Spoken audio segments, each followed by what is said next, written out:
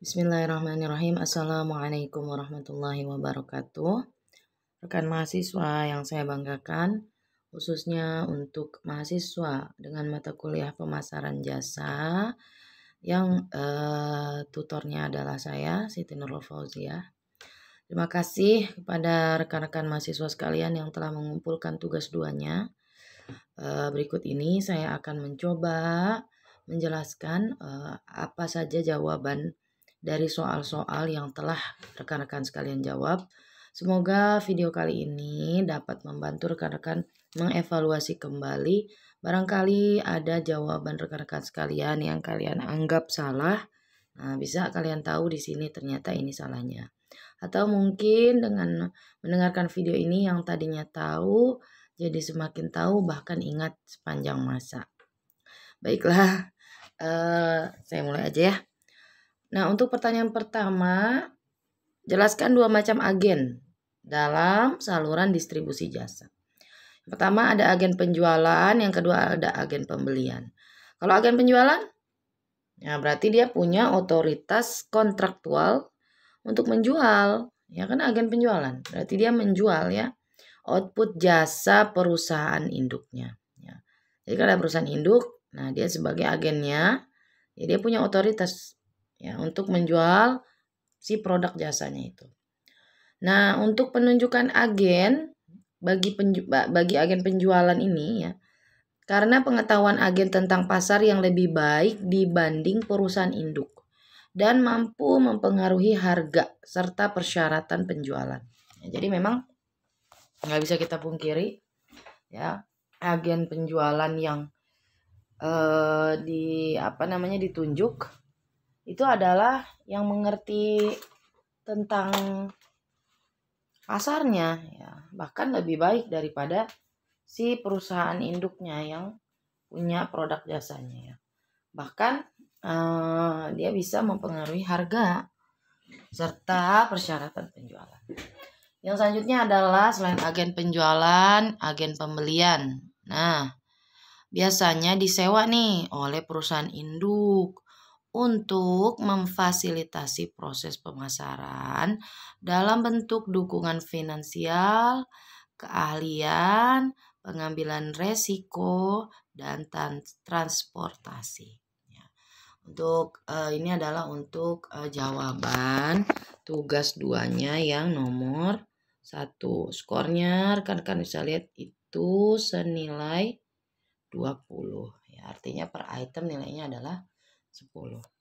Yang selanjutnya adalah jelaskan strategi penetapan harga menggunakan tripod. Nah, ya, Lovelock menjelaskan strategi penetapan harga menggunakan tripod menggunakan 3 dasar ya. 3 hal ya, mendasarkan pada 3 hal. Yang pertama berdasarkan biaya, yang kedua berdasarkan persaingan, dan yang ketiga berdasarkan nilai. Nah, bagaimana nih menetapkan harga menggunakan biaya? Yakni mengkaitkan antara harga yang dikenakan dan biaya produksi penyerahan serta pemasaran suatu produk. Jadi berdasarkan biayanya. Yang kedua berdasarkan persaingan. Dia bandingkan dengan si kompetitor. Udah di luar aspek modal nih ya berarti kan. Kemudian yang ketiga berdasarkan nilai. Merupakan praktek penetapan harga yang mengacu pada beberapa yang ingin dibayar pelanggan dengan nilai yang mereka yakini akan mereka dapatkan. Jadi di sini bukan lagi berdasarkan biaya ataupun orang persaingannya, tapi lebih kepada nilainya ya. Kemudian nomor 3. Poinnya 15. Nomor 3, jelaskan tujuan dari periklanan. Tujuan yang pertama adalah iklan informatif. Yang kedua, iklan persuasif.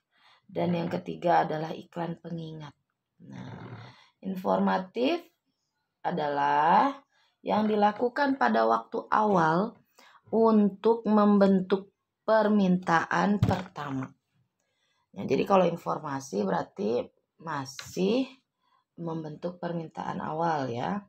Yang kedua, persuasif. Iklan yang penting dilakukan untuk memenangkan persaingan dan kekuatan merek ya.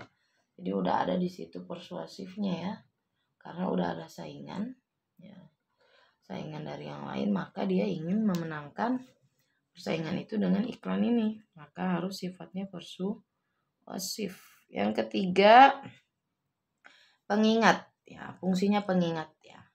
Mengingatkan konsumen terhadap produk tertentu. Itu adalah tujuan periklanan ya. Artinya memang iklan ini ya penting banget ya. Kalau misalnya nggak ngiklan, gimana si pembeli itu bisa yang nggak tahu gimana dia bisa minta permintaan ya. Sementara dia nggak tahu apa-apa, informasi tentang produk itu nggak tahu dia. Atau mungkin dia udah tahu produk itu, tapi bagi dia lebih baik milih produk yang A ya.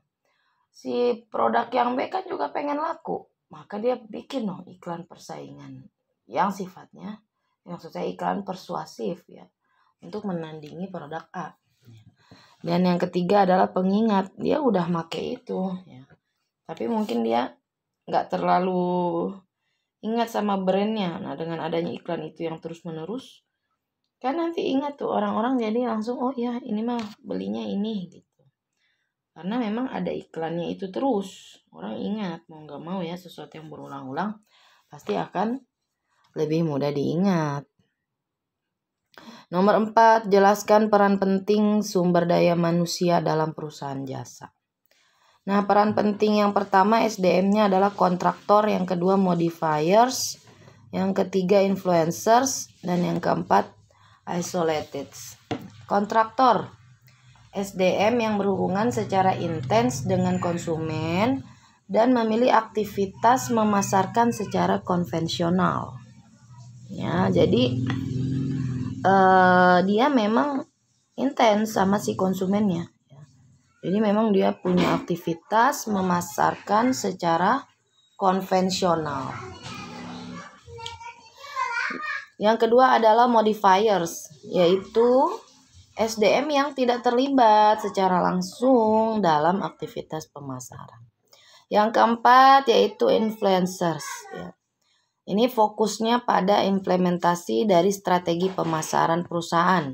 Dan terakhir adalah isolated, di mana SDM-nya ini peran ini tampaknya sulit berhasil apabila tidak ada dukungan yang memadai dari manajemen, terutama untuk memotivasi mereka. Waalaikumsalam. Jadi itu ada 4 SDM dalam perusahaan jasa yang harus bekerja gitu ya, kurang lebihnya dalam sebuah perusahaan jasa. Masing-masing perannya punya fungsi tersendiri ya.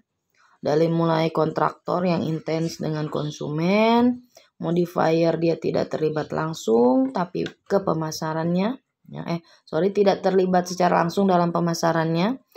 Dan yang ketiga influencers, fokus pada implementasi strateginya, strategi pemasarannya. Yang terakhir adalah isolated, yaitu ya peran yang akan sulit berhasil apabila tidak ada dukungan dari manajemen, terutama untuk memotivasi mereka.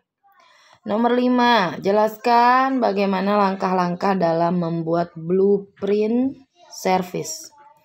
Ya, caranya yang pertama, langkah-langkahnya adalah identifikasi dulu proses yang akan dibuat blueprintnya. Yang kedua, identifikasi konsumennya atau segmen konsumennya nih, siapa aja. Yang ketiga, petakan proses dari sudut pandang konsumen. Ya, memang ini yang ketiga lebih dalam ya. Yang keempat, petakan kontak tindakan karyawan dan penggunaan teknologi.